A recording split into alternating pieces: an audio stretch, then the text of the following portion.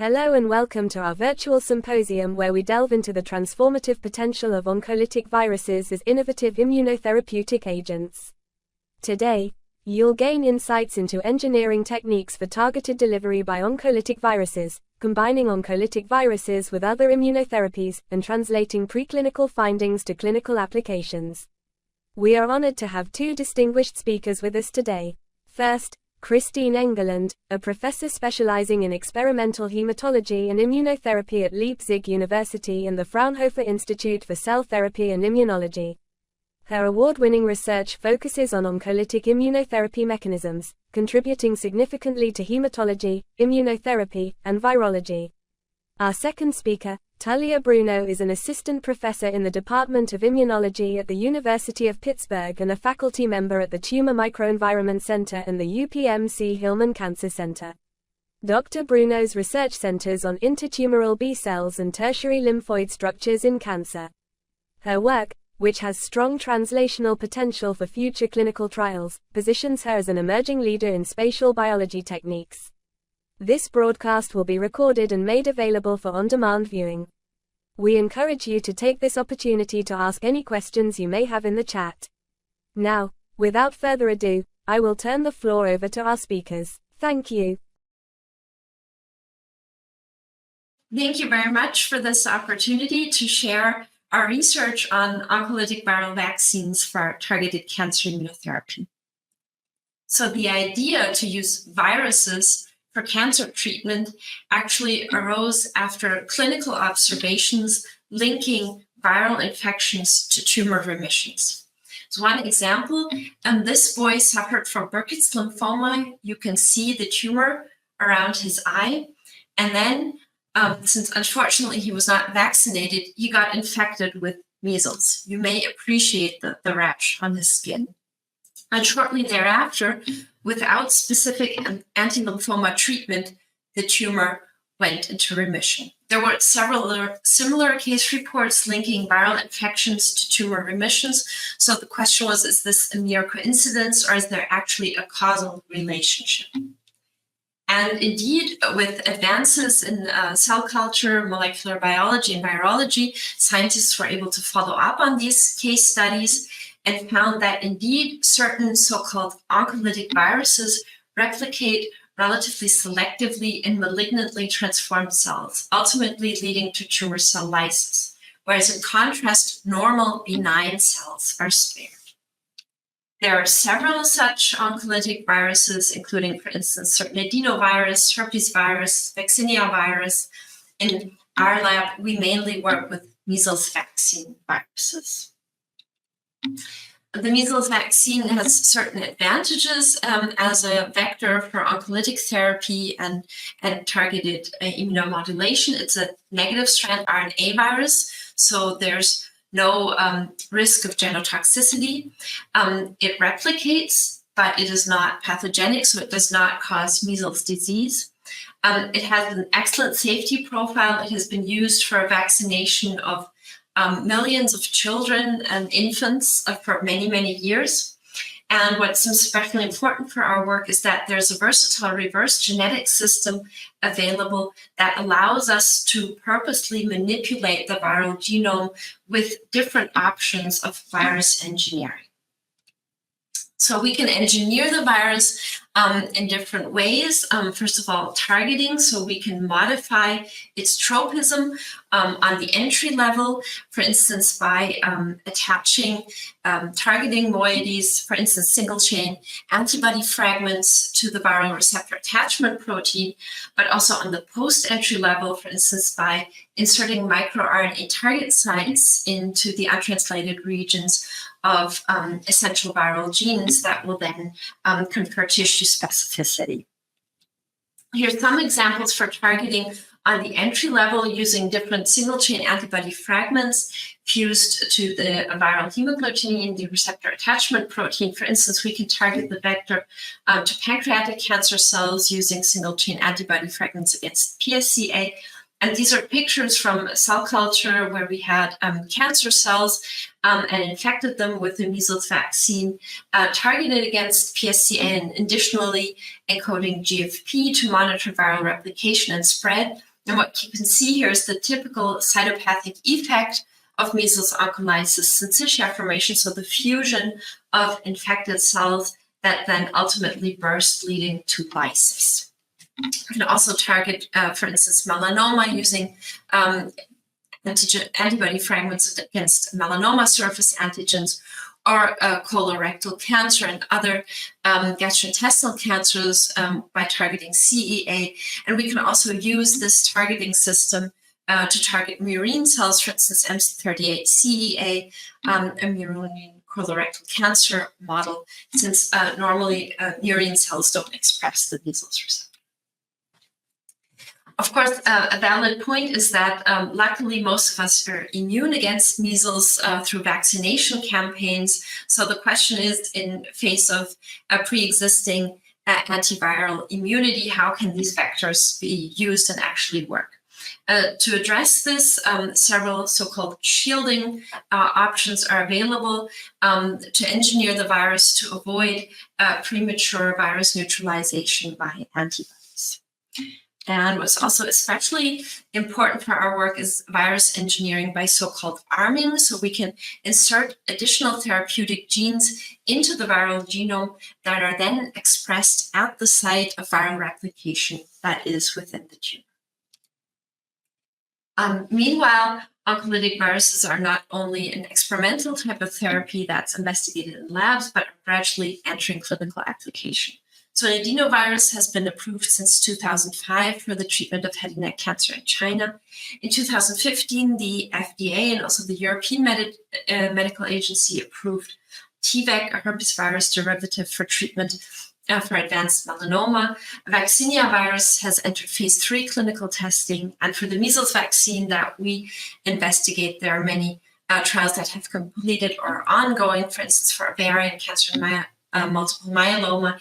As of today, there are over 100 active clinical trials with different oncolytic viruses in different tumor entities. What has become increasingly appreciated in recent years also with incoming clinical data is that virotherapy does not only act by direct virus-mediated tumor lysis and tumor reduction, but is actually a form of cancer immunotherapy. So virus-mediated tumor lysis leads to the release of tumor antigens in a highly immunostimulatory context of viral infection. This promotes uptake of tumor antigens and presentation, and thereby induction of an adaptive anti-tumor immune response in terms of a tumor vaccination effect. And these effects we exploit in our research in the lab for development of targeted cancer immunotherapies. So in the following, I'd like to give you a few highlights of our research on using this oncolytic vaccination effect and using measles vectors for in vivo cancer gene therapy and delivery of immunomodulators. Also some combination approaches with T-cell directed therapies and other cellular therapies, and also give you an outlook towards translational research. The first study I want to present was already performed quite some years ago, but this was actually the first time that we were able to demonstrate such an oncolytic vaccination effect, so the induction of tumor-specific adaptive immune responses using the measles vaccine. And here we used the subcutaneous MC38 CA model in immunocompetent black 6 mice, and after tumor establishment, we treated the mice with intratumoral injections, either with mock treatment, that's buffer, or a measles vaccine encoding GFP for monitoring, or a measles vaccine additionally encoding GM-CSF with the idea to promote possible tumor vaccination effects. And the vectors were targeted against CEA that was expressed on the tumor cells. And what we observed here was that treatment with the measles vaccine encoding GFP slightly prolonged median survival, whereas the vaccine additionally encoding GM-CSF led to durable, complete tumor remissions in 40% of the mice. And when we re-challenged these long-term survivors with tumor cells on the opposite flank, these mice rejected tumor re-engraftment, indicating induction of protective anti-tumor immunity in contrast to untreated controls. And so this was really the first demonstration of such an oncolytic vaccination effect with measles vaccine viruses. We looked at correlates of this vaccination effect and found that after treatment with the measles vaccine, there was an increase in CD3 positive, so tumor-infiltrating T cells, and this was further enhanced after treatment with the vaccine, additionally encoding GM-CSF, especially also at the invasive margin of the tumor. We checked whether these T cells actually recognize the tumor, and we performed ELISpot analysis with splenocytes from the mice from the different treatment groups and co-culture with the tumor cells. And here we found that there was an increased tumor-specific interferon gamma response after treatment with measles vaccine, which was further enhanced after treatment with the GM-CSF encoding vector. However, there was quite some variation between individual mice. To test whether these T cells are also functional, we performed cytotoxicity assays with these co-cultures, and indeed, there was increased tumor-specific cell killing with splenocytes from mice treated with measles vaccine, which was further enhanced with splenocytes from mice treated with the GM-CSF encoding vector. However, with this approach, we were only able to cure 40% of mice, so we sought for means to improve efficacy and perhaps enhance the T cell response further. We tried different additional transgenes and found interleukin-12 to be the most effective, with 90% durable complete remissions in the MC38 CEA. And as correlates of this efficacy, we found an increase of the Th1 transcription factor Tbet in tumors after treatment with interleukin-12 encoding measles virus as compared to controls. And also by cytometic bead array, an increase in effector cytokines interferon gamma and TNF alpha after treatment with measles encoding IL-12 compared to controls. And by flow cytometry, we looked at tumor-infiltrating lymphocytes and found that after treatment with the IL-12 encoding vector, there was an increase in activated, that is CD69 positive NK cells, and also in activated CD8 positive T cells within the tumors. Now, cytokines act specifically on all lymphocytes independent of their reactivity. So looking for means to really specifically induce tumor antigen-specific T cells, we used the measles vaccine as a heterologous vaccination vector, and to this end, we encoded different tumor antigens within the viral genome. Here's one example with a TRP2 as a melanoma antigen, and to test these vectors, we performed co-cultures of tumor cells infected with either the antigen encoding vector or parental and cognate T cells. And we found that after treatment with the TRP2 encoding vaccine, we had a significant increase in interferon gamma secretion as compared to the parental vaccine. And here you also see the B16 tumor cells, which endogenously express the antigen and peptide as control.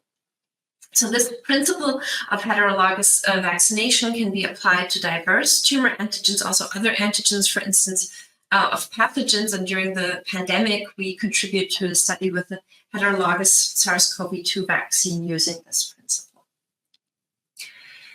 Now, the MC38 model that we were studying is a fairly immunogenic model with a pre-existing immune infiltrate. So to address tumors with poor immunogenicity with a lack of a pre-existing infiltrate, we sought for means to recruit T cells to tumors. And one option are, of course, bispecific T cell engagers, bispecific antibodies that, on the one hand, target a lymphocyte antigen, in our case CD3, and on the other hand, a tumor surface antigen, and thereby cross-link T cells to tumor cells, then meeting anti-tumor toxicity.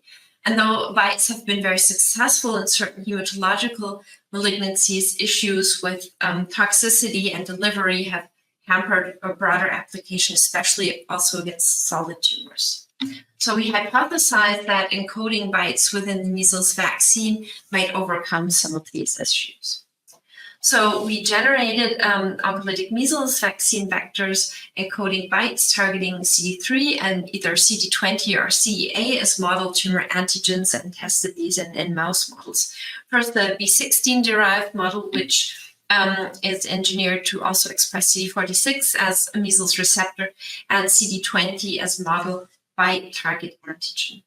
And when we treated these mice with measles vaccine encoding a CD3, CD20 targeting BiTE, we indeed found an increased recruitment of T cells within the tumor as compared to treatment with a vaccine encoding a BiTE that does not target a relevant antigen, so CEA is not expressed in these tumors and compared to mock treatment.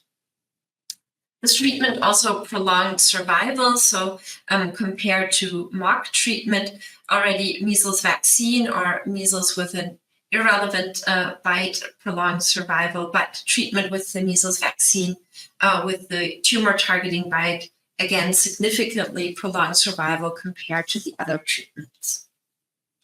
We then also tested measles virus encoding BiTEs in patient-derived xenograft models. So here we had NSG mice with subcutaneous colorectal cancer tumor spheroids from different patients. And here we found that the combination of MV BiTE and PBMC transfer significantly prolonged survival as compared to the monotherapies and compared to mock treatment. In an analogous approach, we can also encode NK cell engagers within the measles vaccine to address this lymphocyte population. And so in this case, the NK cell engager targets CD16A and different model tumor antigens.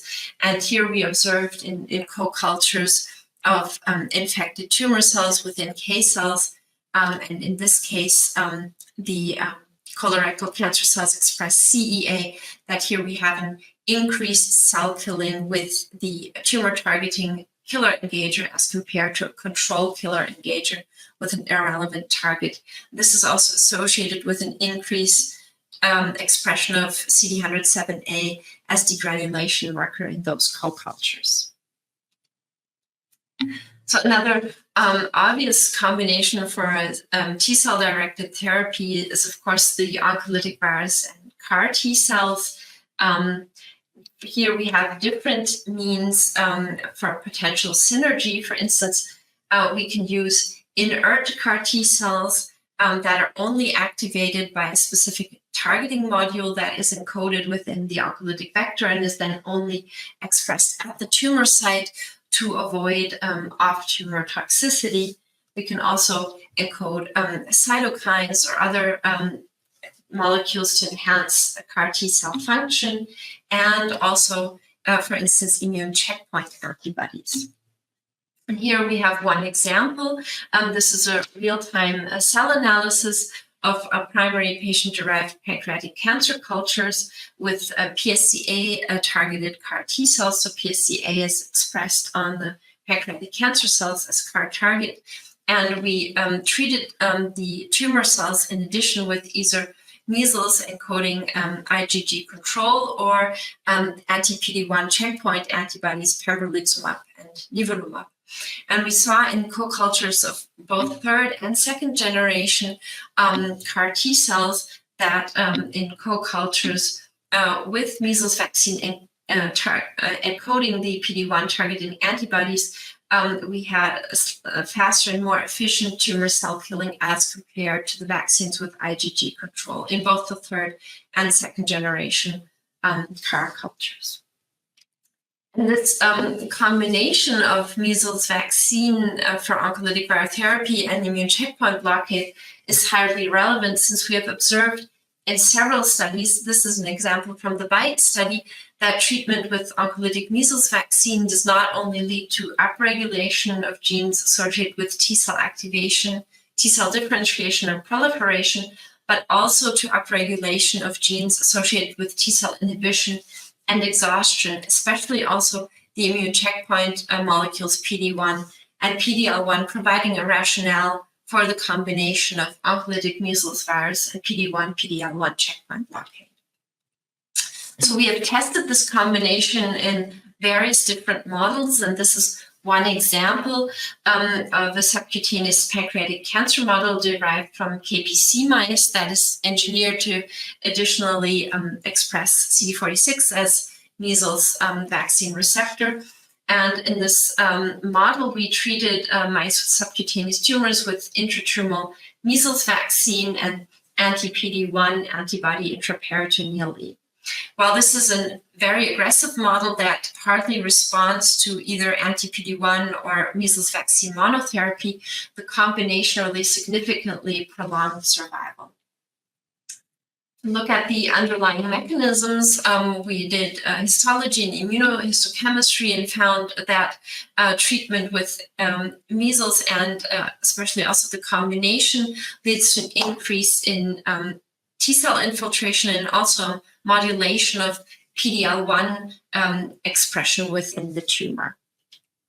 And then performed nanostring gene expression profiling. And here, interestingly, we found that the combination treatment led to a unique gene expression profile within the tumors and immune activation signature, including, for instance, different co-stimulatory molecules and genes associated with antigen presentation, which was not observed in either of the monotherapy groups, indicating that the measles vaccine really leads to a local modulation of the tumor immune microenvironment.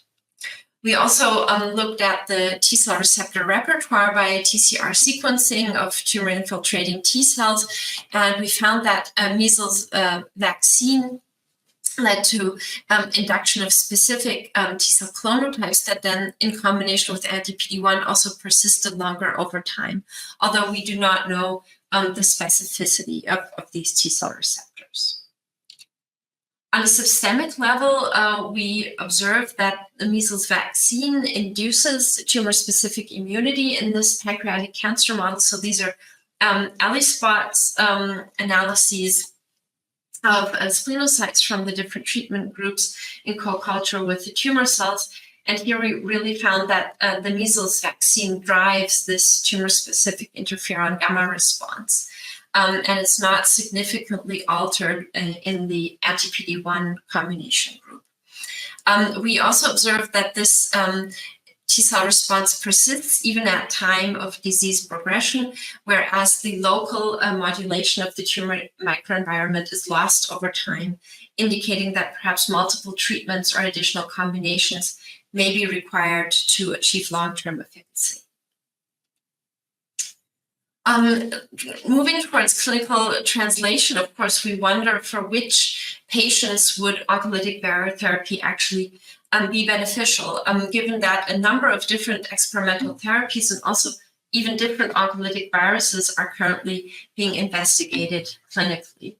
And to search for potential biomarkers for response to oncolytic viral therapy, we tested in different patient-derived pancreatic cancer cultures 5 different oncolytic viruses that are currently studied clinically. So an adenovirus, parvovirus, reovirus, measles vaccine, and herpes simplex virus. And by multimodal experimental readouts, so microscopy, real-time cell analysis, qPCR for viral gene expression, cytotoxicity and cell viability assays, we looked for correlates between tumor cell gene expression and sensitivity to oncolytic viral therapy.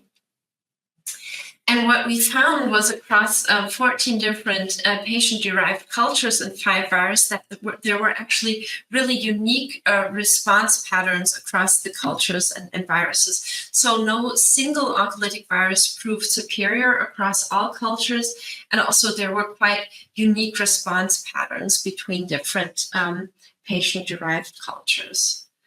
When we correlated gene expression profiles with these response patterns, we found that indeed a number of different cell proliferation, signaling, and differentiation pathways may impact a response to oncolytic viral therapy with no single pathway or biomarker standing out. So perhaps for the time being, we may need ex vivo sensitivity analysis for patient stratification. Based on our preclinical work with the MV-IL-12, there's currently a clinical trial in preparation with measles vaccine encoding interleukin-12 for patients with advanced gastrointestinal cancers.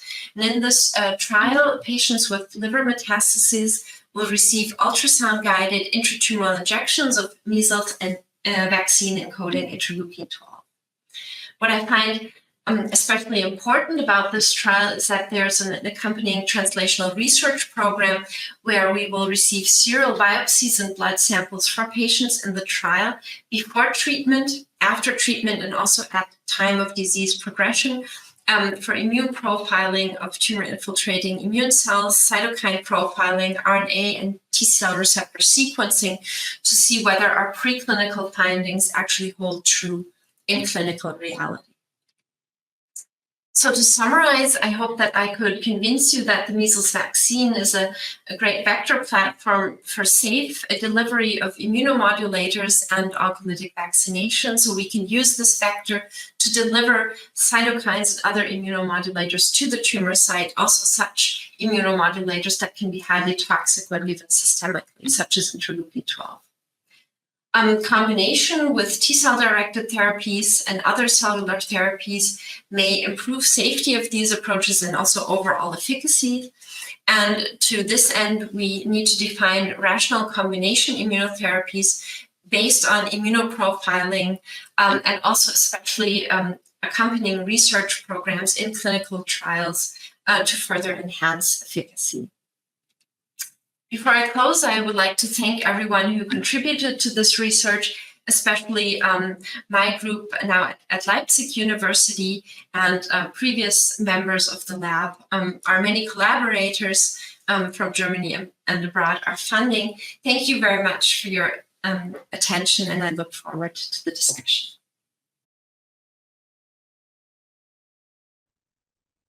Hello, everyone. Thank you for joining us for a seminar on leveraging B cells and tertiary lymphoid structures for improved anti-tumor immunity. My name is Tullia Bruno, and I'm Assistant Professor of Immunology at the UPMC Hillman Cancer Center and at the University of Pittsburgh.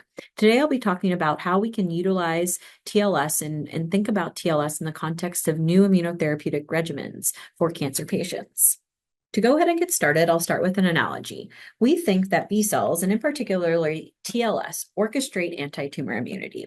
So the analogy here is that if we're trying to target the audience, which is going to be equivalent to a tumor sitting here, and engage it, the orchestra has to be at full capacity and all the players have to be there in order to hear the symphony come out and for the audience to be properly engaged. So similarly, you need all the right immune cells to be orchestrating and to be working together to properly target the tumor. And so if something is missing, that is not going to happen very well within the tumor microenvironment. And we really think about in the lab and in the field, how do we improve not only the B cells, but also TLS activity within solid tumors to have that orchestration be complete to really truly target the tumor. By way of background, before I go through some data within my lab, TLS are very complex immune hubs that correlate with improved survival. And so it's been shown for a very long time that in most solid tumors, when a structure is present, that patients do better. And this is most solid tumors. What we didn't know quite well was what happens in the context of immunotherapy. And so a series of papers that came out in 2020 really got the field excited about TLS and also B cells because they were present in baseline samples in metastatic melanoma, sarcoma, as well as renal cell carcinoma patients and correlated with better outcomes on CTLA-4 and PD-1 blockade or combination. And so this really excited the field and got us thinking about what happens when those structures are present and how that might help the immunotherapeutic response. And so I was invited to write the news and views for these articles. So it was a really fun time as the field was really starting to take off, despite TLS being identified and looked at for several decades. This really got people excited. And the other thing that we really think about from the context of TLS and what we know from patient samples is that when TLS are present in the tumor microenvironment, you have more CD8 T cell infiltration into tumors. And we have in fact seen this also in our murine models that we've established, which I'll talk about a little bit later. But you also get more functional CD8 T cells that infiltrate those tumors. Further, an immunosuppressive axes such as CD8 to Treg are decreased in tumors when these structures are present. And indeed, B cells and T cells are more functional. So when they are in these structures, they perform better. And so what you see on the right-hand side is a tertiary lymphoid structure that is quite perfect from an ovarian cancer patient.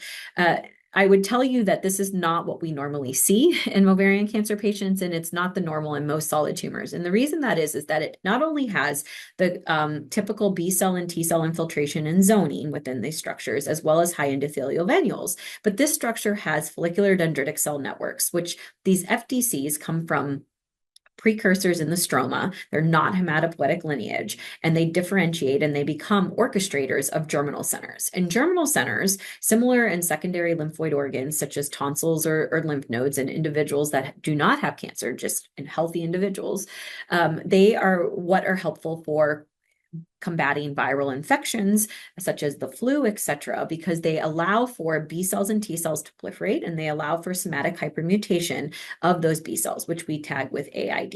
So this really allowed us to have a multispectral imaging panel, which is necessary for studying TLS, because you have to look at them spatially to really look at what are the components that are present and what type of structure is there? And is that structure actually active via Ki67 and AID? And we'll come back to this later because we utilize this a lot in the lab. And so the question becomes, given all of this background, how do we really maximize B cell function and TLS particular function and formation and within tumors? And so there's a couple of complexities to set up before I go through some data. And so complexity one is that TLS really require multiple cues to form properly. And here on the left-hand side, these cues are present.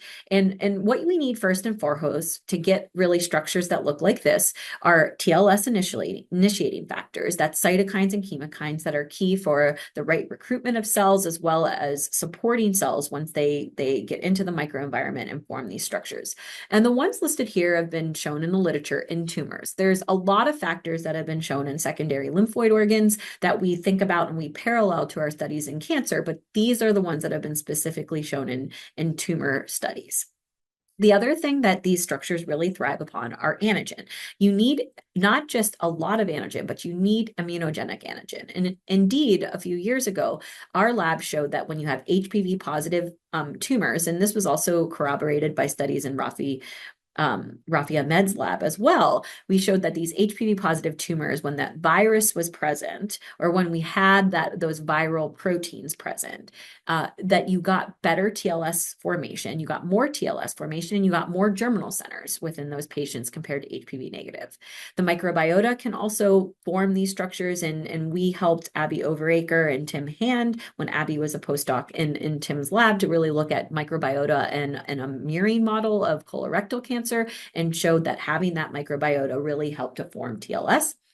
And in general, just any sort of immunogenic cell death. So I spent some time on this because I won't be talking as much about the antigens today, but they are quite key. And it's something that the field is thinking about a lot. The other thing that's quite important is stroma. And I mentioned already that these follicular dendritic cells come from a stromal lineage. They're not hematopoietic in nature. They actually come from these mesenchymal stem cells. And really, those are what help to recruit the lymphocytes and hold them present, but also to form and maintain a germinal center because they are the source of an FDC. So in short, having the right balance of immune, tumor, and stroma is important because we know that the tumor can shut a lot of these items down, particularly the stromal balance and having good stroma or good soil, to use another analogy, for these structures to really be present. The second complexity is that not all TLS are uniform in tumors. And this was highlighted in a recent review that came out this year from my colleagues in France, really setting the tone for lymphoid aggregates, which is probably the earliest structure you will see, an immature TLS, which is equivalent to a TLS without a germinal center, and a mature TLS, which is a TLS with a germinal center. And so we see these three types in solid tumors, and indeed they're not uniform in each tumor. It's not like one patient has all of one or all well as the other. As you can imagine, given heterogeneity in tumors that we've known for years, that these are quite heterogeneous as well. And so that's another complication that we have to think about as we're looking at different solid tumors and metastatic sites. And so to paint a picture of this, our lab has really taken interest in multiple solid tumors. I will only be able to tell you a couple stories today to kind of highlight some of these points that I'm setting up, but I wanted to paint a picture of what it looks like across different solid tumors. And so here is that same rubric that I just showed you in cartoon form, and this is the panel that I introduced to you for multispectral imaging. So if you look at a tonsil of a healthy individual like you or I, we have these more mature TLS that have a germinal center. The biggest difference is that they are encapsulated. That doesn't happen in tumors at all, but that's okay. We still see germinal centers in tumor. But the reality is that not every patient has a germinal center TLS as the norm. And in fact, they often are the rarity within those solid tumors.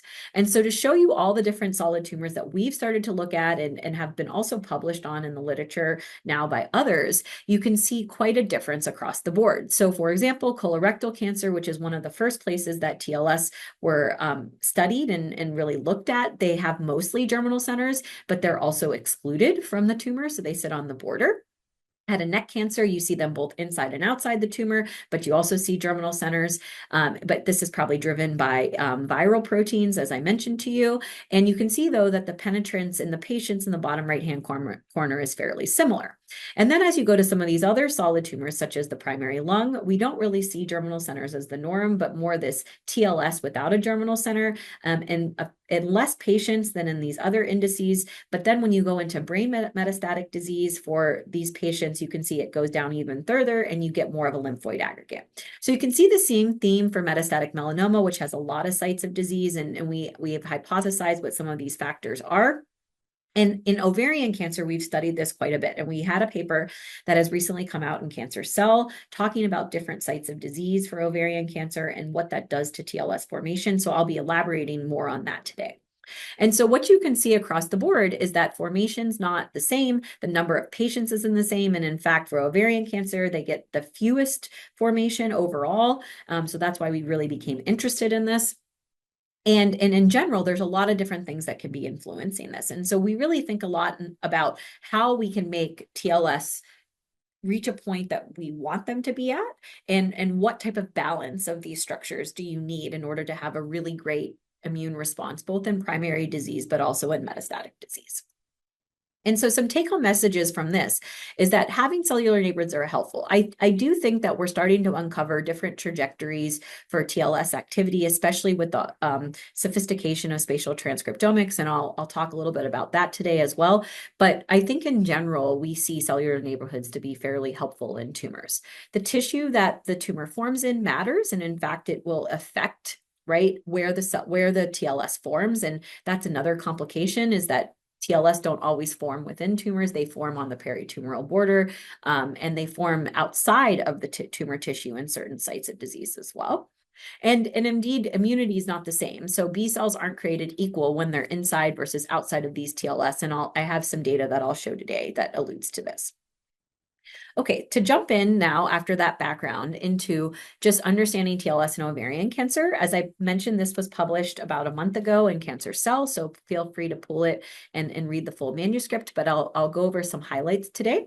So a postdoc in the lab who's now actually moved on, Ian McFawn, he was really interested in understanding spatial imaging and transcriptomics, but also interested in working in women's cancer. And so this ovarian cancer project was perfect for him because what we first wanted to do was apply this panel that I mentioned for TLS imaging and look across different sites of disease for high-grade serous ovarian cancer and see how TLS form.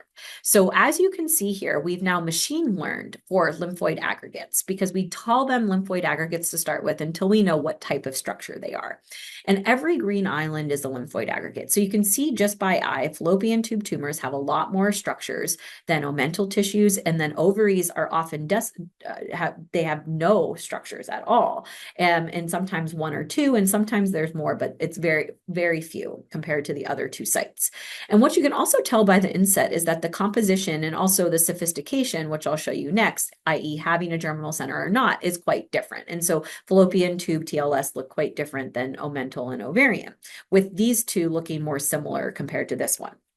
And to summarize a bunch of data and make some key points here from this imaging that we did first and foremost, we also looked at benign tissues. So we looked at benign ovarian disease in the ovary and the fallopian tube. And those tissues really have no TLS. We have the quantification in the paper, but it's very low.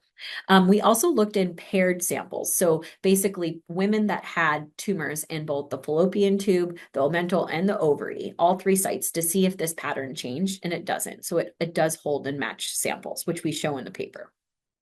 We also showed quite clearly that ovary TLS are also not only do they form less frequently in the ovary, but they have less B cells and less high endothelial venules, which these two are quite linked from the analyses we did. When you have more of these, you have more of these, which makes sense. They have more CD8 T cells and Tregs within the structure. These are not cell types we often think about as canonical cell subsets within the TLS, but when they're there, we start to think about that immunosuppressive axis, and it is more present in the ovarian cancer TLS. And they also have reduced germinal centers and less B cell activity, which I'll show you here in the next slide.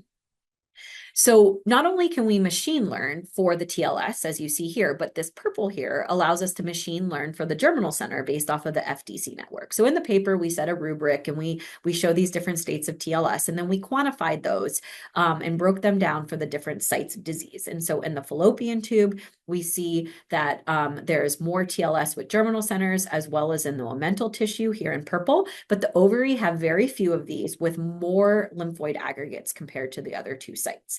So that automatically got us thinking about the activity of the cells when they're within those structures, right? What's happening as a result of that? And so we first just looked at structures in general, not breaking it down by germinal centers. And we said in every single structure that was present, do you see more active B cells by Ki67 and AID? And indeed you do. And interestingly, it's even more pronounced in the omental tissue than it is in the fallopian tube, but both of these have higher activity than the ovary TLS.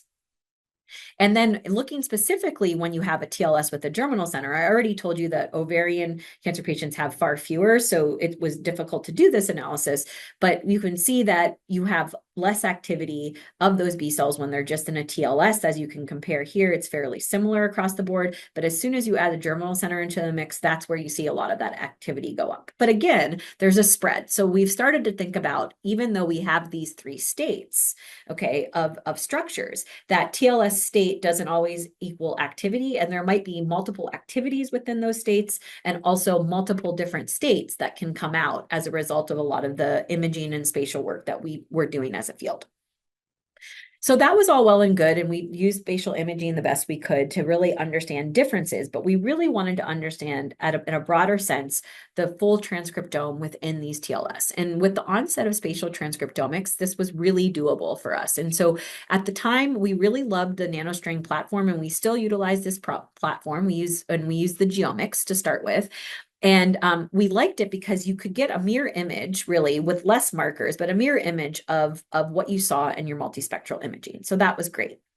And you can pick each ROI, and you can make these ROIs tighter. I just made a box for sake of pointing them out, but you can select these TLS as a region of interest. And also you can segment the cells separately. So if I want to know about a B cell within this TLS versus this TLS, or more importantly, B cells in this TLS versus outside of TLS, you can ask that question by sequencing the cells separately. And as I mentioned, we use the 18,000 gene readout to get the most genes, but you can use other readouts with this platform. And indeed, they have a single cell platform, which is known as the CosMx, which we're now utilizing to further look at these interactions within TLS at an individual single cell resolution. So the first thing we set out to do was to form a TLS signature in situ, because we were really struck by the fact that the ovarian tumors had less TLS and had less functional TLS overall. But we said, having TLS in general in ovarian cancer patients, regardless of site in previous studies, has been shown to be helpful. And so we wanted to know if we created a signature from TLS in ovarian cancer tissues, which is pictured here, could we then test that signature within the TCGA and see if patients did better as a result? And so this is the signature that came out when we compared TLS regions in ovarian cancer tumors compared to tumor and stroma regions that did not have TLS. A lot of these genes make sense as we go through them. A lot of them are factors that we know are important, and some of them are new genes, but when you look up the function of that gene, you know, okay, that makes sense that it's present in a TLS. And so what we did is we went to the TCGA and we looked at survival benefit. And so people that had this TLS signature overall did better.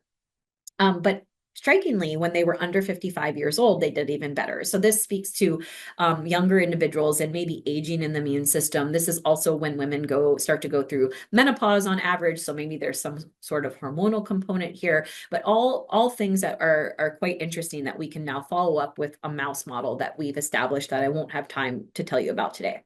And this survival benefit also holds in multivariate analysis. So this is great, and we now have this signature, which will undoubtedly be very helpful for clinical trials moving forward, because a lot of times you get biopsies, and we've shown that this signature actually detects TLS even if you can't visually see them. And so something that we're now testing even further in some of the clinical trials that we have. So the other thing we wanted to do is really try to reconstruct this trajectory of TLS state. And so what we did was we worked with our bioinformaticians to put them on a PCA plot and look at what's happening if you have no TLS to more mature TLS. And indeed, you see a trajectory that goes at this angle, no TLS to TLS with germinal centers. And you can see that by site, the ovary has more of these early structures or no structures, whereas the omental tissue, that was the first comparison we did, ovarian to omental, have more of these mature TLS. So we're able to reconstruct this trajectory, and now we can look at genes that might govern that trajectory and see if there's something there that might help us understand what's different as a result. The other thing we can do is we can go back and we can look at how the TLS state might be reflected, and is there a new TLS state present? And indeed, we saw this intermediate state that popped out between immature and mature. So we have to vet some of this, but what we think is happening is that this could be something in between, or a structure in between those two states that we've characterized as immature and mature. And so it just gives you more granularity and starts to let you know what these cellular neighborhoods look like from a transcriptomic level. And then the last thing we did here with this set of experiments is we looked at the CD20 component, because I mentioned to you that when B cells and T cells are within a structure, they do better. But what happens when they're in a more mature structure that mostly has a germinal center or is starting to form a germinal center? And indeed, a lot of these genes that you see in purple that are elevated make sense. BCL6 is a hallmark of a germinal center. So if you're trying to vet that in patient sections or in murine sections, that's a really good one to utilize. And it pops up here, CD79B, TNF family receptors. But then what was striking is that we saw this immunosuppressive axis also pop out, CTLA4 to CD80. And so it starts getting us thinking again about not just TLS state, but TLS activity. So we start to think about, is that immunosuppressive axis present as a regulatory mechanism? Because we know germinal centers have to shut down after they do their job, or is this actually a suppressive mechanism? And in a sense, the tumor has now taken over and co-opted some of what's happening within that TLS. And these are all things that we can now test given these initial data sets that were gathered, not just in our lab, but in other labs that are now starting to put them out there as a publication. And then the last thing that we did was we really wanted to look at transcriptomic overlap of TLS across different sites. As I mentioned, we started with the ovary and the omental tissue as a beginning, but then we factored in the fallopian tube. And so one thing you can do is look at gene pathways that are up. And what was very validating to us is that a lot of these pathways in the fallopian tube, TLS, are for B cell activity, B cell signaling, IgGs, whereas that ones that are down are not really ones that we would associate with that activity. So we saw a lot of differences just from the pathway analysis. But what we were really interested in was cross-comparing gene signatures. So here's the ovarian gene signature in this circle that I mentioned to you. It's got all of the genes that we see, and then these are the omental, and these are the fallopian, and then these are, of course, the ones that are overlapping. And what's quite striking to us here is that I won't be able to show you this today, but a lot of the genes that pop up here are also being shown in TLS and other solid tumors. So now we're starting to get to targets that that make sense, but might be underappreciated. And we're really trying to understand which of these targets might be worthwhile trying to understand in mirroring models from a translational perspective. The other thing that I would point out is that the ovary TLS genes that are not that are different and distinct. There's a lot of antigen presentation genes here. There's some genes for CD8, but there's also genes associated with pathways that educate B cells outside of a germinal center, which I'll talk about in the next part of the talk. And so we really have started to think about how this is different and if there's a different function or a different mechanism of action in the ovary because they have these more rudimentary structures. Okay, so the other thing we think about a lot in the lab now is stroma. And so for the last part of the ovarian cancer work, I'm going to talk about the stroma. And so the reason the stroma is important, as I mentioned to you, is it lays a foundation for TLS to sit and stay and thrive. It also lays the foundation for the germinal center because it's not only a precursor full of follicular dendritic cell, but also for follicular reticular cells, both really important for really nice TLS organization.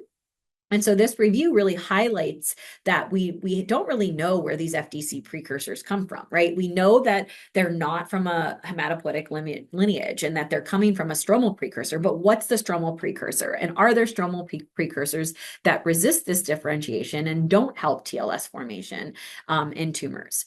And so the first thing that we did when we were thinking about this question is we went back to our spatial transcriptomic data and we looked at, again, the staging of these TLS from going and increasing maturity or having a germinal center.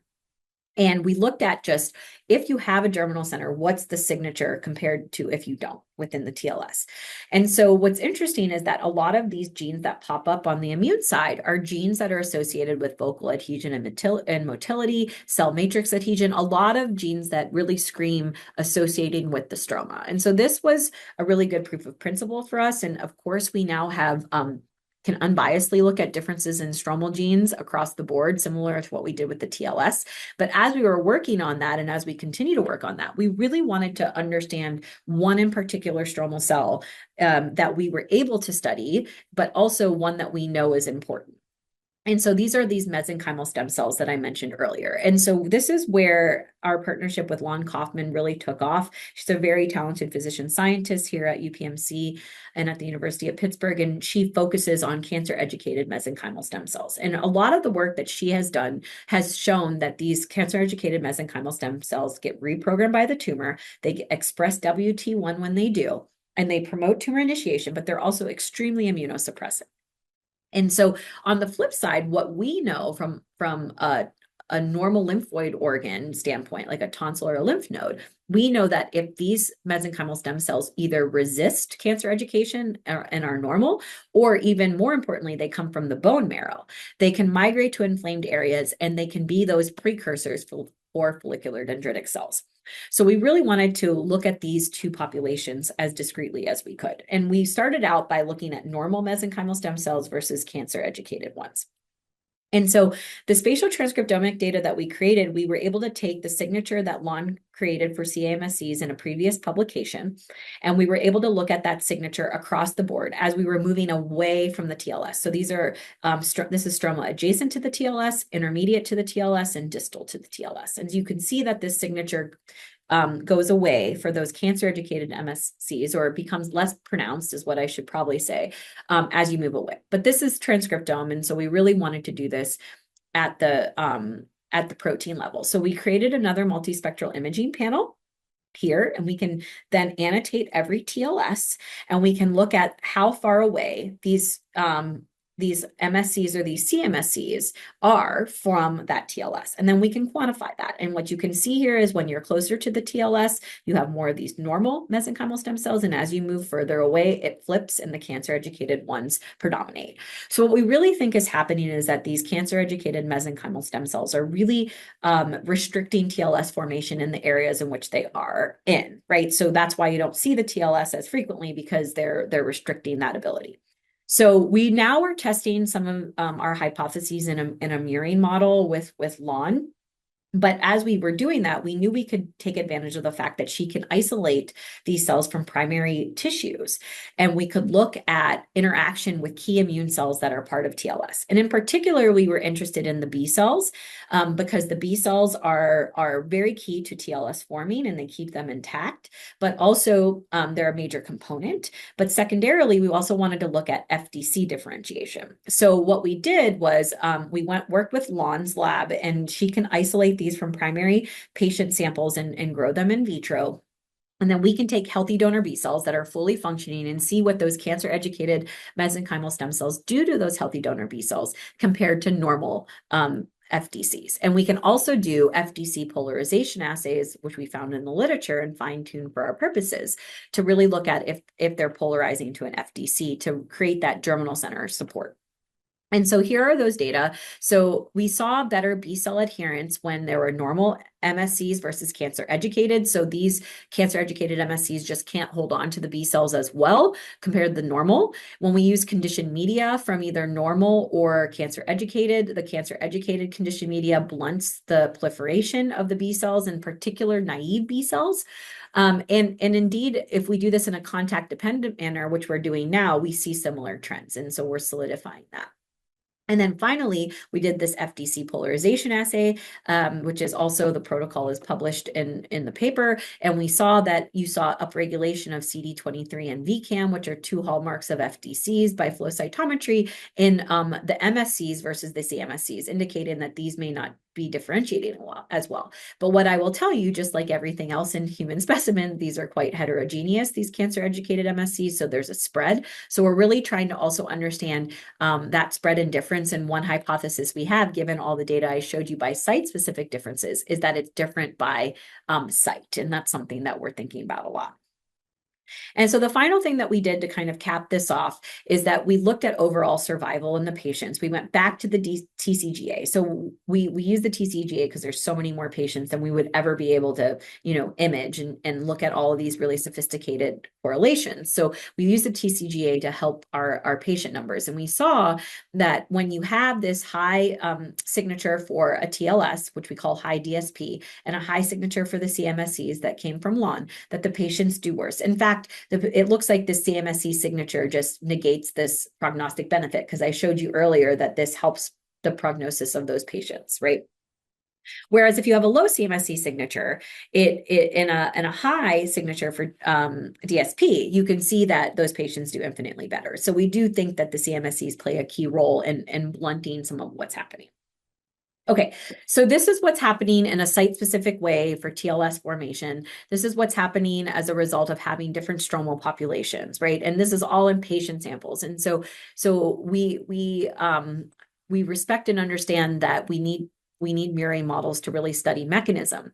But before I kind of show you some of those data, what I really want to talk about is what happens when a B cell is outside of a germinal center. I kind of already showed you that in some of the transcriptomic data, but at the same time, we had another paper that we were preparing and working on, and that really kind of addressed this question. And so I'd like to introduce the idea of this germinal center independent response compared to a germinal center dependent response. And so these experiments were captained by two students, one Ayanna Ruffin, who's now Dr. Ayanna Ruffin, is a postdoc in Crystal Palos' lab at Emory. She really started this project, and then when Ali Casey joined the lab, she kind of picked it up and helped with a lot of the paper revisions, and now is expanding this into her thesis project. And so what we know about the germinal center independent response is that it is directly related to inflammation, right? So when you have inflammatory cues, such as TLRs, such as cytokines, B cells can go through what is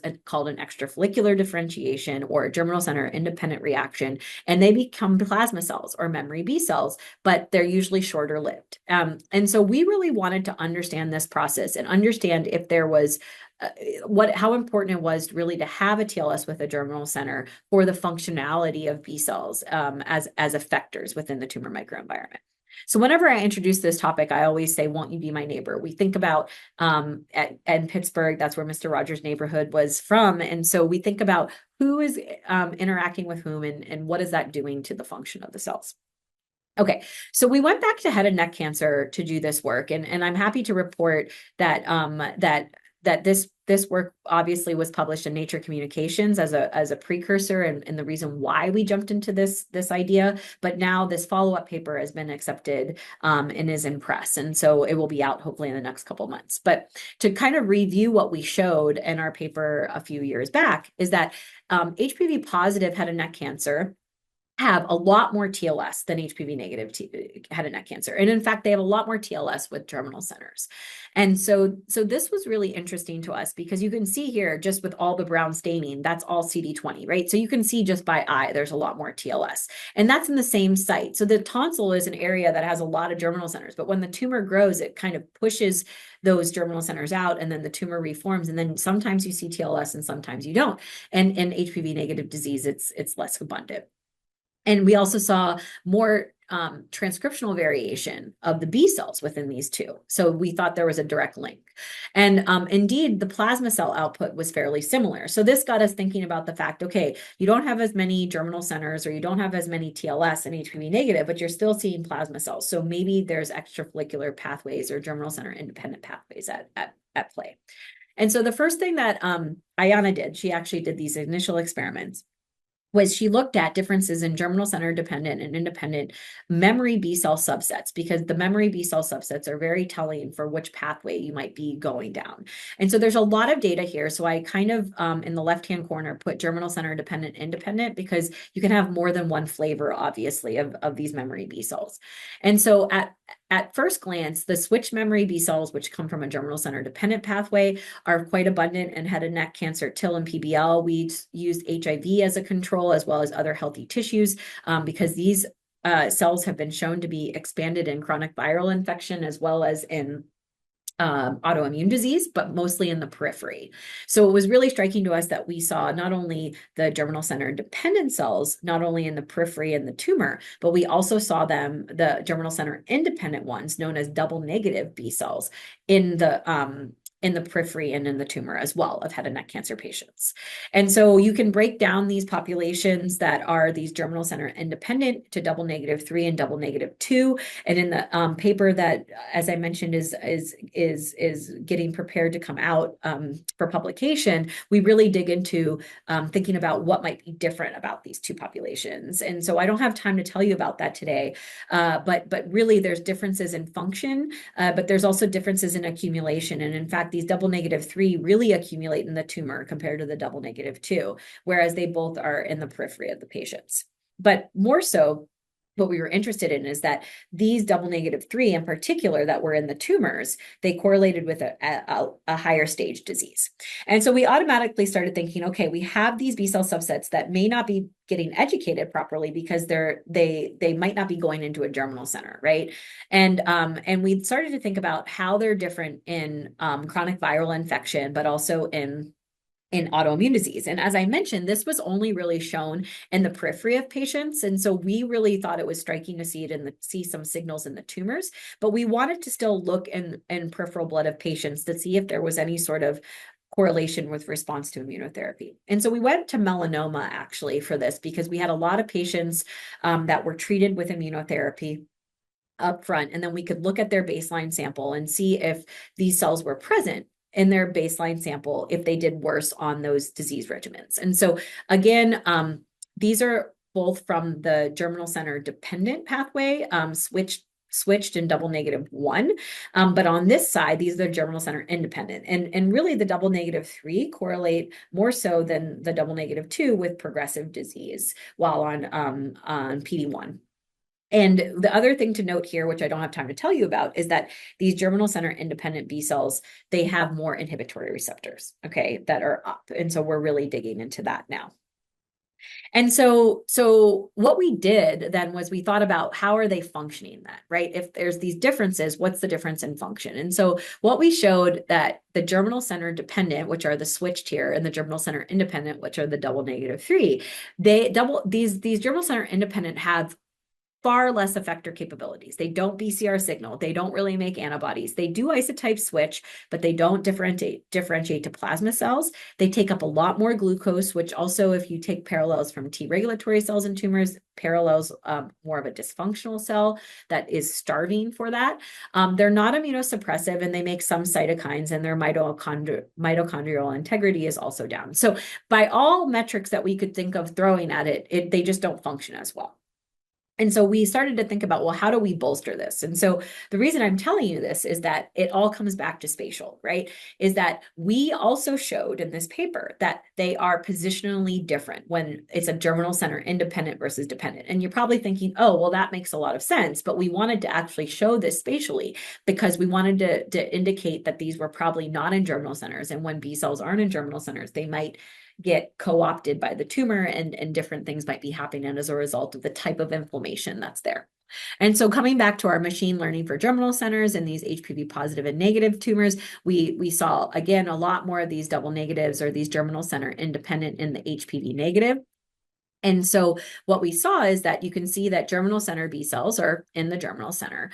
But what you could see here is that germinal center, that when it's not a germinal center B cell, when it's an extrafollicular derived or germinal center independent B cell, they're mostly either outside of a TLS, or they can even be associated with a TLS, but there is a spread here. And so we're really trying to also understand the spatial distribution differences. And we think that different subsets of germinal center independent memory B cells position themselves differently. And that's why they also have different function. So again, this is very important spatially to look at, and that's something that we're doing. And this has become a new hot topic in the field, thinking about how B cells get educated when there's no TLS there, and do you need a perfect balance of both of them to really have effective anti-tumor immunity. So the other thing that I will say here is the complexity 3 from a neighborhood standpoint is that cellular neighborhoods are also modulated by therapeutics. It's probably not surprising to you that when you give an immunotherapy that the neighborhoods get modulated. We always think about the T cell because that's where a lot of the inhibitory receptors are present, but really it's the cellular neighborhood that gets modulated as well, and even B cells get modulated. And we have a lot of neoadjuvant trials that we're studying this in that aren't quite ready, but I did want to give you one proof of principle here. Okay, sorry, that's just indicating germinal center dependent, independent for you again. So where we see this quite pronounced is in PDAC. So we have a clinical trial that we're finishing the analysis for the manuscript. And we were initially just planning to do some, correlative analysis. My lab helps a lot with clinical trial correlatives and helps people understand what to look at. And we weren't intending to look at the TLS, but we saw a signal, obviously, because I'm showing you something here today. And so just some background for TLS and PDAC patients is that having germinal centers are very prognostic, just like other solid tumors. When the B cells are abundant and they function better when they're in the TLS, and when they're in the tumor, they're better. They actually can get shut down when they're on the peritumoral border. And I don't have time to go into all of that today, but this probably has to do with the tumor stromal balance that's present there. But what we saw in the clinical trial is that these patients got 3 different treatments. They got chemo alone, so they got gemcitabine, or they got gemcitabine plus autophagy inhibition that would reduce DAMPs, that would these molecular pathways that would dampen the immune response. Autophagy inhibition with hydroxychloroquine would inhibit that. And then they also got autophagy inhibition plus chemo plus anti-PD-1 adjuvant therapy. And what you can see just by looking at the TLS in each of these, that they're canonically different with that panel that I showed you. And indeed, all of that cyan are those FDC networks. But you also see more activity by AID, which is in orange. And so this is quantified here. So these are the 3 groups that are shown here. And you can see that as you give these different treatments, that the TLS activity goes up. So we didn't really see a difference in count. We saw a difference in TLS activity. So more Ki67 and more FDC networks as a result. And so this is really important because, as I mentioned to you earlier, TLS state is important, right? But also TLS activity is important. And I think a lot of the therapeutics that we're throwing at patients, when we start to analyze those patient samples, we'll start to understand how neighborhoods are modulated for good or for bad, so that we can understand better what patients we should be utilizing for clinical trials, but also uncover new targets. Okay, so what else is going to help with this before I show you a little bit of mirroring data for the very end of the talk? So what else is going to help with this is that we now have these single cell spatial transcriptomics, as I mentioned. It's a little limited on the genes. You can do up to 6,000 genes. When we ran this pilot experiment, is 1,000 genes. And I'm really just showing you this because we're still analyzing these data bioinformatically with Sunny Bao and Yufei Huang, but also with Tony Sillo and our new postdoc, Alex Lather. And what you see are these niches. So what we did as just a first proof of principle is I said, I'm going to pull every single structure or neighborhood that's a B cell neighborhood or a TLS neighborhood canonically. And so you can see here on the left-hand side, you have 3 niches. They're all considered more of a germinal center independent niche, right? They have B cells, but there's no TLS there. And you can see that some of the cellular outputs, which are defined here, and everything that's not labeled is tumor. Okay, so A, B, C, D, E is tumor. You can see that there's differences, okay? And for example, this niche has more fibroblasts and macrophages, whereas these niches don't. And so we're starting now to see differences even more granularly with these single cell transcriptomics that are spatially inclined so that we can understand those differences.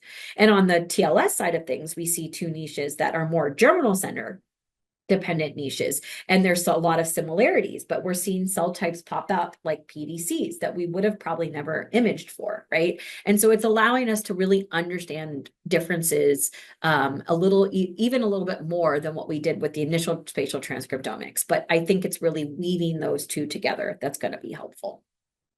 Okay, so in the last 5 minutes or so, I'm just going to talk about TLS development and modulation and using mirroring models. And so I'm really going to focus on our lung cancer model that we see TLS form over time. This is an NNK carcinogen-induced model, but really we toggle between multiple models and looking at what we see spatially in lung cancer patients. I didn't have time to show you this, but also we're working on an oncolytic virus that delivers TLS factors into the tumors through our TLS team and the Mark Foundation. And so we really have a lot of data coming online in these mirroring models as to how to modulate and generate TLS. And so why do we need animal models? I probably don't have to convince you that you need it for mechanism, but you can ask questions like, what's the functional role of a TLS? What leads to TLS formation? Are TLS stable over time? All things that are important that we just can't quite study in patients. And one thing I do want to note here is that the site matters. So this is the cell line from the model that I'm going to introduce to you today, because we made a cell line from it in collaboration with Laura Stabile. She's the one that's really set up this model, and we're just utilizing it for our purposes. And if you give that line sub-Q, you get no TLS. But if you give that line orthotopically into the largest lobe of the lung, we can do multispectral imaging of the mirroring tissues and start to see neighborhoods form, particularly ones that are looking like a TLS. So site matters. If you have a cell line that came from a lung, putting it back into the lung will help you see B cell infiltration and also TLS formation. So an important thing to keep in mind. So the model that we utilize, as I mentioned, has been basically utilized for a very long time to look at lung adenocarcinoma. It's very, very similar to human disease. That's why the field likes it. It's on a little bit of a restricting background, which is FVBN, but it allows us to look at TLS formation over time. And really, we got interested in this because we started to see B cell infiltration, okay? And so Hemi had joined the lab at this point, and I said, we see a lot of B cells in this mirroring model, and usually we don't see them. So we looked for B cell aggregates, and indeed we saw them around the tumor. So you can see just by CD20, a snapshot of that. And so that was really comforting to us that we could maybe utilize this to understand TLS over time and really think about what's going on. And so these data are all going into a manuscript that's going to go out the door soon, but really I want to just show you what the model does for us. And so here we see different tumor lesions, which is great. You get early, middle, and late time points. These are our time points that we use for the model, but they all get tumor lesions and they increase over time. You get different types of tumor lesions, so early versus advanced, which we also like, and we can measure that output over time.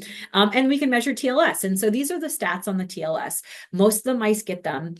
Some tumor lesions, though, within the mice, which is also helpful for us for follow-up studies. Some tumor lesions get no TLS, right? Not a single one, whereas some get a bunch. And so we can now start to look at those differences as well. But it's very reflective of what we see in lung adenocarcinoma and in a lot of our patient work that we do in the lab.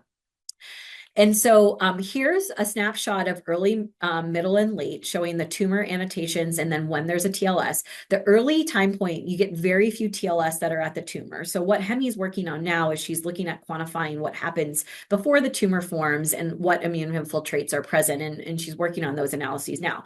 But associated with the TLS, we saw differences and increases in infiltration, right, of different immune cells within the TLS over time. And actually later on is when we see a lot of dendritic cells and Tregs actually coming into those TLS, which is interesting. This is the composition, just looking at it a different way, but not as different. You see the similar thing up here. But what was really striking to us and really got us interested in further pushing on this model is that you can see that the activity of the TLS changes between these two late time points. So while the composition does somewhat, the activity changes. And again, there's a spread and there's heterogeneity in this model because it does reflect human disease. But you see this spread and you see that TLS start to become less active by Ki-67 staining when you get to this end time point. And just to note, this is when people usually take down these mice, is at this end time point. But clearly there's something happening earlier with the TLS. One thing I want to show you before I show you a couple modulation experiments we did is that we also looked at what happens in the tumor of the mice when there's TLS present at these time points. And you can see that when there's TLS present, you get better immune infiltration, and that correlates with TLS frequency. So this also is very recapitulated in human tumors, but it's what we see. Okay. So we were really struck by the fact that this model was so great at recapitulating human disease. And so we thought this is a perfect opportunity to ask about B cells, because the lab loves B cells, but also because there's a lot of literature that has come out that B cells being a key player in the TLS formation and function, right? And so we thought, well, while we're thinking about targets that we can utilize to fine tune this, what happens if we just deplete the B cells in this model? And so we did it first after the TLS formed, right? So after we got to that late time point, right down here, right, where I showed you the TLS activity wanes, we depleted the B cells, we checked that in both the peripheral blood and the lung. And at first, it's very difficult to measure. You don't measure these lesions like with calipers, right? This is forming naturally. And so Hemi had to section through all the tumors to really get an accurate representation of what was happening to the tumor burden. And so she looked at the mice that were given anti-CD20 versus all the different controls that you see here. And indeed, we see the TLS go down. We see proliferation go down slightly, but there's no effect on systemic antibody production. And these are just two examples that I'm showing you. And really the only tumor burden effect we saw was maybe there was some earlier lesions when there was B cell depletion, maybe indicating that it's helping control early lesion development as well. That's something we would have to test, but it wasn't super striking, right? And there wasn't a huge difference. So I said, well, given the activity data that we've got, let's do the depletion early on. And so we did that before tumors form. And this time we used MRIs to really study the tumor lesions and measure them better. We still saw really good depletion of the B cells overall, both in the peripheral blood and the lung.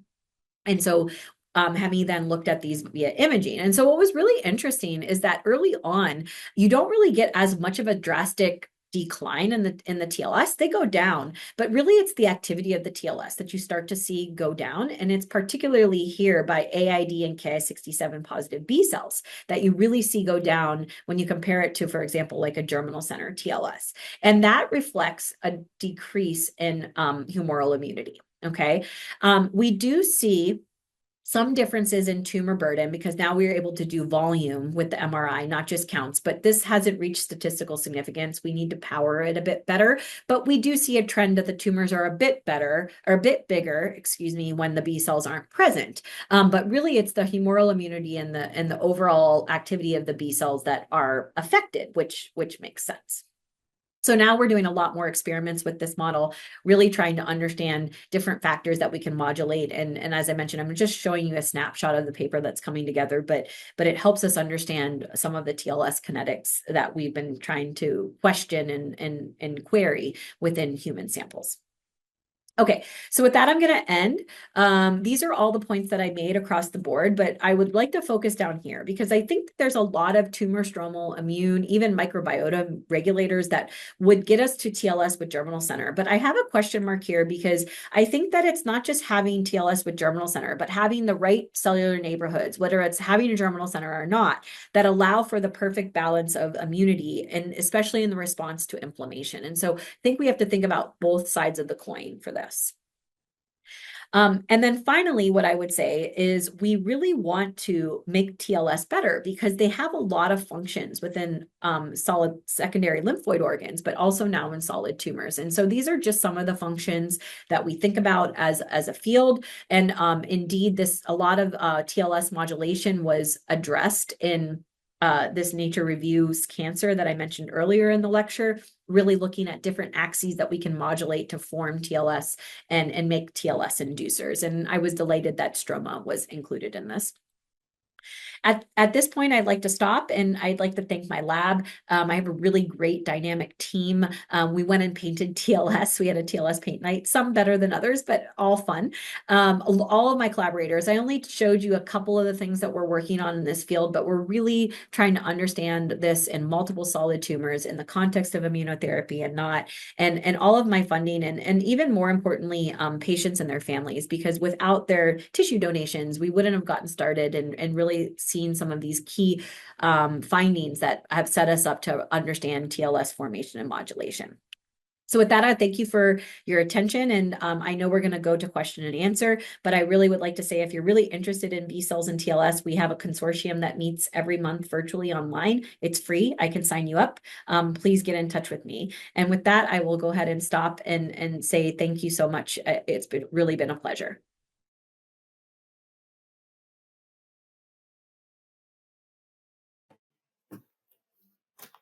Hi there, everyone, and welcome to the Q&A session. I'm Roisin from Wiley, and I'll be moderating this part of the webinar. Now, I'm joined here with Professors Christine Engeland and Tullia Bruno. Welcome to you both, and thank you both for the wonderful presentations. Now, we have a few questions already in the chat, so let's jump right in. Let me start with you, Dr. Christine. This person would like to know about people who are vaccinated against measles. Can they receive a therapy? That's an excellent question because, of course, luckily, there's a vaccine available that's very effective and broadly administered. And of course, at the beginning of when this was implemented clinically, there was a concern that perhaps neutralizing antibodies and also cellular immunity might abrogate any efficacy. But clinical experience has shown that there's no clear correlation between pre-existing antiviral immunity and outcome of the treatment. And actually, there may, in some cases, even be beneficial effects. So this could even be harnessed to increase efficacy. Wonderful. Are there any potential safety concerns? Yeah, that's of course an important point because especially at the beginning, it seemed rather outrageous or bold to treat patients afflicted with cancer with actually replicating viruses, right? So at the beginning, clinical trials started with very low dosage, careful dose escalation studies, and experience has shown that overall side effects are mild flu-like symptoms that last for 1 or 2 days, and that can be treated with regular acetaminophen, for instance, and that there were no incidents with like uncontrolled viral replication within individuals or spread to nursing staff or family members. So overall, this treatment seems to be safe. That sounds great. Staying with you there, for one more question here for you. Is IL-12 the most effective immunomodulator for all tumors? Yeah, so far in our experiments, this has proven the most effective, at least in the mouse models that we studied. However, I think it might be a question of what is actually the specific an individual tumor immune microenvironment. And in some cases, IL-12 may be very effective to enhance cytotoxic T cell responses and effector responses, but in other cases, other factors might be missing and even limiting factors. So, for instance, other chemokines or other substances that may be needed to reverse an immunosuppressive microenvironment. So I think this really depends, and we need more biomarkers to stratify which situation, which immunomodulator is the most beneficial. Thank you for those great answers. On to you, Dr. Bruno. In your opinion, what is going to be the most effective way to induce TLS? I think it's a great question. I think that the field is still trying to understand some of what we can do to effectively not just induce a TLS, but keep it around and make sure it stays active. I think that's kind of what we're thinking about as a field now. I mentioned in my talk, there's multiple things that regulate TLS formation. And so chemokine and cytokine balance kind of continue with the theme that Christine mentioned. Having the right factors in the microenvironment are quite important, both for TLS formation, but just immune function in general. And then also having the right stromal cells. And I touched on that in my talk as well. Like, you need to have the right soil for the cells to come in, to sit, to stay, and to also form a TLS and form an active TLS. And then I didn't really talk about what we're thinking about with antigen for the sake of time, but there's been a lot of studies that are starting to gear up thinking about the quality of the antigen, the type of antigen. And we know that just having a very immunogenic antigen is important for TLS to first form and also to be maintained. So I think it's going to be, the short answer is that, as highlighted in the review that I mentioned at the very end, it's going to be a multifactorial sort of therapeutic. It can't just be one thing that you're hitting. And so we think about, oncolytic viruses or something that can deliver multiple factors at once, or, bispecific antibodies, which are becoming much hotter in IO right now. So these are some of the things that we've been tossing around in the field. Thank you. Now, you mentioned that the stroma is key. How do cancer-associated fibroblasts play a role here? That's a great question. So to be honest, I didn't touch cancer-associated fibroblasts in this talk because it's a super complicated field, a lot of heterogeneity, and there's been a lot of papers coming out about heterogeneity of cancer-associated fibroblasts in the tumor microenvironment.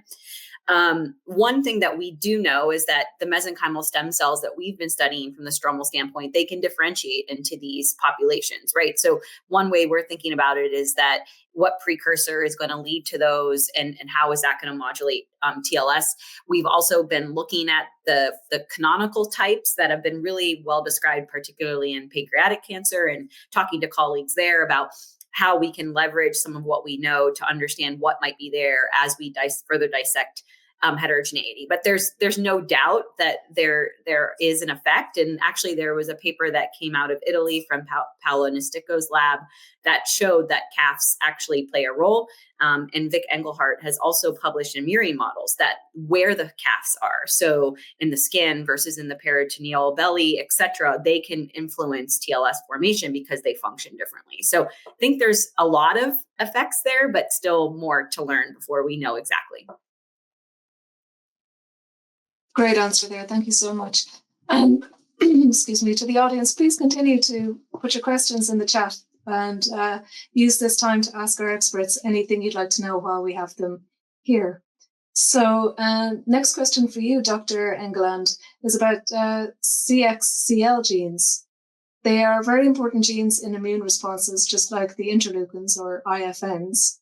But have any studies been done that check their effect on tumors when delivered via viral vectors? That's a great question. Thank you. So actually, yes, there have been a few studies, for instance, encoding CXCL9 or 10 within oncolytic viruses with different results, actually depending on the specific tumor environment and the specific model. We have some own data that's not quite mature yet that seem to state that, at least in our case, they're not limiting efficacy. So it doesn't have a great added benefit, but this may really depend on the context. And in some cases, they may actually be the decisive factors. But we don't see an enhancement, for instance, of immunofiltration or the strength or duration of T cell responses in our context. Next question, I believe it's also for you, Christine. Why was the second generation CAR T better than third generation in combination with measles virus, oncolytic virus treatment? And this person also says, thank you very much for your talk. Thank you. Actually, we didn't look into that in detail. We think it might be just an intrinsic, we do have a bit of an artificial model in that case with the ex vivo situation. We haven't looked into that specifically, but we're continuing to try different CAR combinations and see if we can tease that out. But it is an interesting observation, so we'll look into this further. Thanks for the question. What happens when we try multiple injections, either with the same engineered virus or two viruses that functionally complement each other? Is a double-stage study possible where the first virus is specialized in lysis and the second in directing the immune system? Yeah, that's a great question as well. Of course, there are lots of different possibilities to combine different vectors and different schedules. Multiple injections are possible. It has been done clinical, for instance, with TVEC, the licensed oncolytic. This is standard. Of course, at some point, you do have neutralizing antibodies. So in that case, a local intratumoral injection is probably preferable in most cases. There are also some trials that combine different vectors, for instance, a vaccine vector and a lytic vector, or vice versa.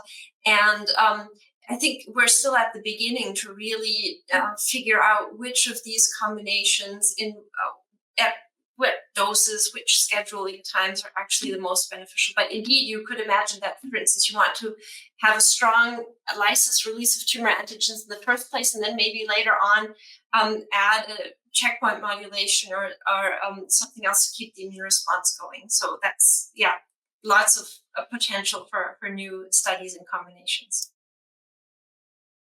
Thank you. Back to you, Tullia. What happens when patients were treated with corticoids in the TLS? Oh, geez. That's a really good question. So I actually got asked this at a recent seminar that I gave, and I don't have a good answer. So I don't know of any literature either. I'm trying to scroll through my brain right now that has looked at this. I think it's important to look at it, right? Because there are patients that do receive it. And indeed, we have a study in brain metastases that we're finishing up right now. And this is something that we do need to pay attention to because they do often get steroids essentially. So something to think about for the future, but I don't know that anybody's empirically looked at this. I think a lot of what we've seen is a little bit more anecdotal, but I think it's a great question. And we need to start to, in general, look at, and that's kind of what I said in the talk, like look at how therapeutics are modulating these structures and function, because that's going to affect, how we target them and which patients go into clinical trials as well. So it's a great question. I just don't have an answer for it today. Thank you so much for all the other answers. And actually, I think that might be all we have today in the line of audience questions. Are there any more questions coming in there? Let me just check. I don't think so. Okay, great. So let's wrap it up here. Thank you very, very much to Merck, who sponsored this webinar. Thank you to all of you who are watching and for your participation in the Q&A sessions and the polls. And of course, to our speakers, Professors Christine Engeland and Tullia Bruno. Thank you both very much for being here. Bye.